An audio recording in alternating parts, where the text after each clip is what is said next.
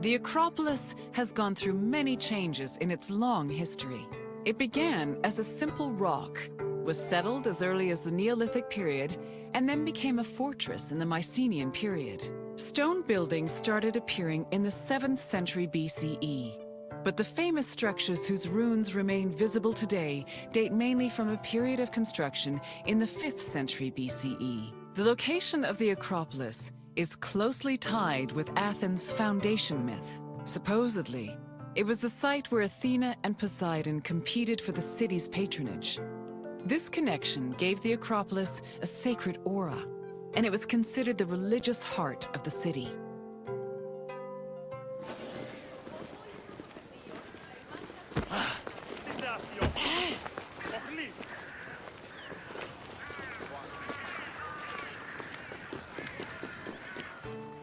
The Temple of Athena Nike was built on the remains of old fortifications from the Mycenaean era.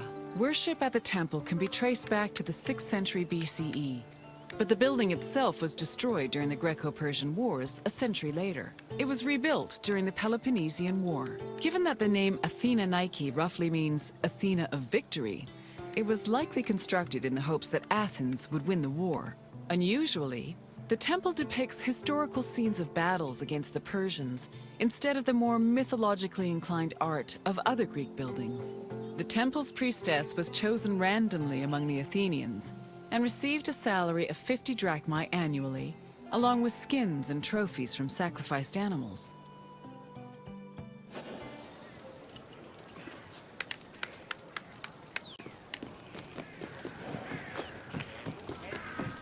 The Acropolis was built up over a long period, due in no small part to its partial destruction during the Greco-Persian Wars. It was in the 5th century BCE, though, that the Acropolis received its most significant improvements. This period was an extremely prosperous time for Athens, both financially and culturally. With a booming economy bolstered by trade and the Lavrion silver mines, Pericles, the leader of Athens, financed a huge project to rebuild the citadel. He enlisted the help of renowned artists, like the sculptor Phidias, as well as the architects Iktinos and Callicrates. Together, they erected buildings like the Parthenon and the Propylaea Gateway. Pericles' goal was to make the Acropolis into a glorious monument to the gods and to mortal Athenians.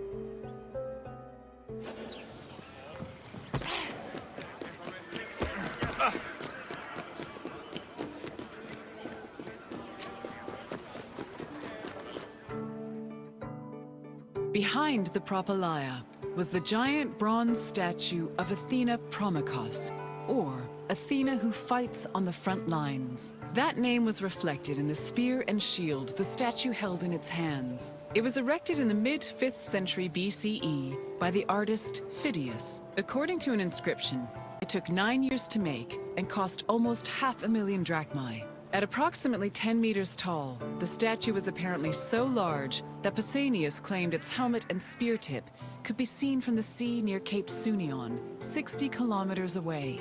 The ornamentation on the statue's shield was engraved by the metalsmith Mies.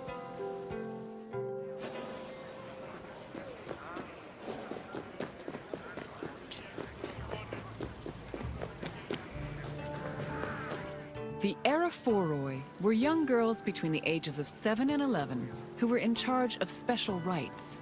A list of 4 girls was drafted by the Assembly of Citizens, from which the High Magistrate, the Archon Basileus, chose 2 to serve as Erechtheion for the year. The girls lived in a house on the Acropolis. They were in charge of carrying sacred objects and weaving the peplos of Athena.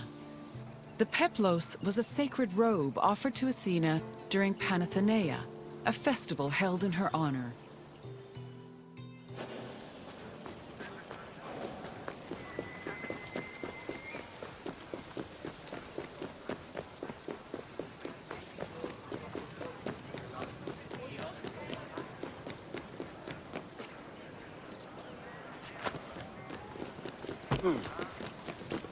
The Erechtheion was an atypical temple. It was dedicated not only to Athena Polias, but also to Cecrops, the mythical founder of Athens, his son Erechtheios, and even Poseidon. the sea god who challenged Athena for possession of the city. The temple was divided into sections. The eastern part housed a statue dedicated to Athena, while the western section jointly belonged to Poseidon and Erechtheion. Meanwhile, King Cecrop's grave was believed to be under the caryatid porch. Under the temple was a crypt that was said to contain the sacred snakes of Athena.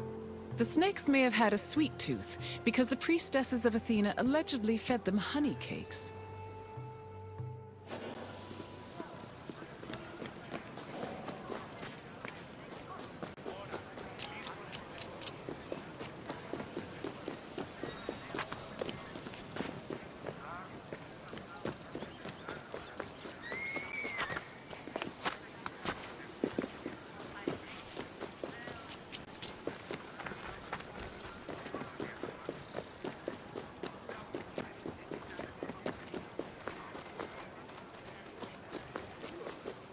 The Parthenon is one of the most well-known buildings in the world, and an enduring symbol of ancient Greek civilization. While it is located on the Acropolis, the building is not a traditional temple.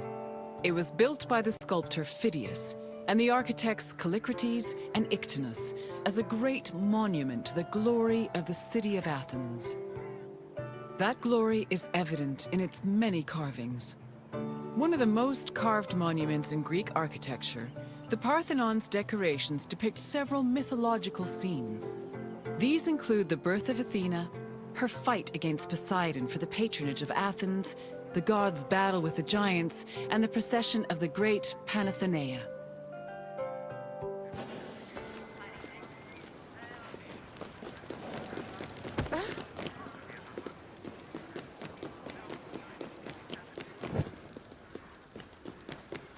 The Parthenon's inner chamber, or cella, contained a massive statue of Athena that was considered to be one of the sculptor Phidias's greatest masterpieces. The statue was chryselephantine, a combination of gold and ivory. To justify the steep cost of its construction, Pericles told Athenians that the statue was a gold reserve, which could be disassembled in times of economic distress. The cella also allegedly contained a pool, whose main purpose was to control the room's humidity, which helped preserve the statue's ivory.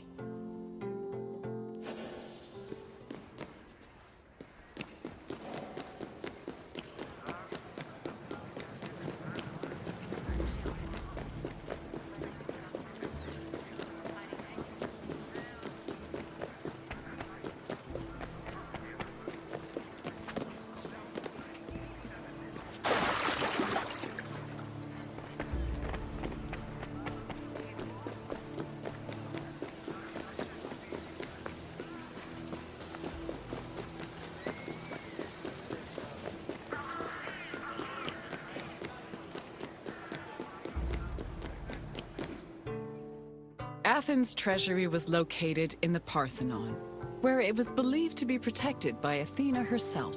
The treasury contained objects of great value, acquired from different conquests, as well as a mass of minted silver coins and various offerings to Athena. Pericles also decided to move the entirety of the Delian League's treasure to the Parthenon in 454 BCE. This was a great testament to Athens' power over the rest of Greece. The riches were divided into two parts: the Demosia, which belonged to the city, and the Hiera Cremata, which was dedicated to the goddess and only used for religious purposes.